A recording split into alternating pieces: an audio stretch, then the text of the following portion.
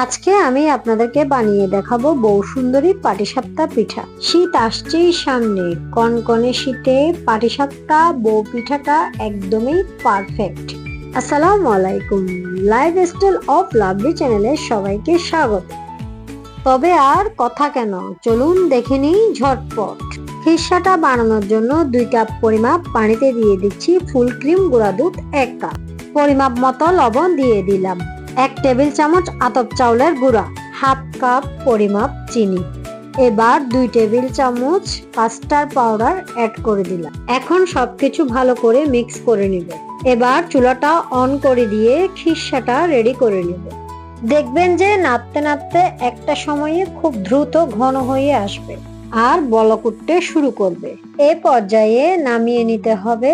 এটা ঠান্ডা হতে হতে অনেকটা ঘন হয়ে যাবে। তৈরি হয়ে গেল আমাদের মজাদার কাস্টার্ড খিরসা। এখন ব্যাটারটা রেডি করে নিব। মিক্সিং বোলে 1 কাপ পরিমাপ আতপ চাউলের গুঁড়া, 1 কাপ পরিমাপ ময়দা, পরিমাপ মতো লবণ, সবকিছু একসাথে মিক্স করে নিব। দিয়ে দিচ্ছি 1 কাপ পরিমাপ কুসুম গরম পানি। পানি আমি অল্প অল্প করে দিব।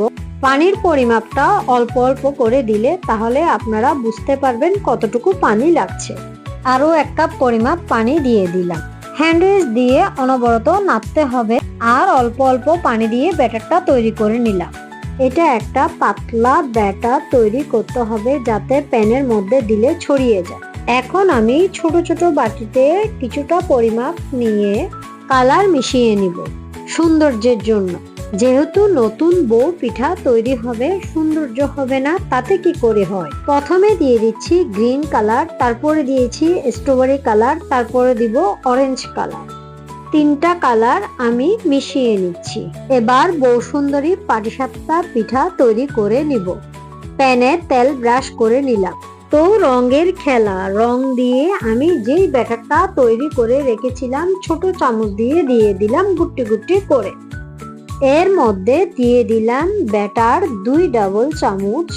এটা একটু ছড়িয়ে দিলেই কিন্তু দেখবেন 30 সেকেন্ডের মধ্যে সেদ্ধ হয়ে আসছে। তারপর এক পাশ থেকে খিরসাটা দিয়ে দিলাম, ভাঁজ করে নিব। তৈরি হয়ে গেল বউ সুন্দরী পাটিসাপটা পিঠা। সবগুলা পিঠা আমি এভাবেই বানিয়ে নিব। তবে যাই হোক, আপনারা কিন্তু চাইলে এই বউ সুন্দরী নতুন পাটিসাপটা পিঠা বিক্রিও করতে পারেন, চাইলে বানিয়েও খেতে পারেন।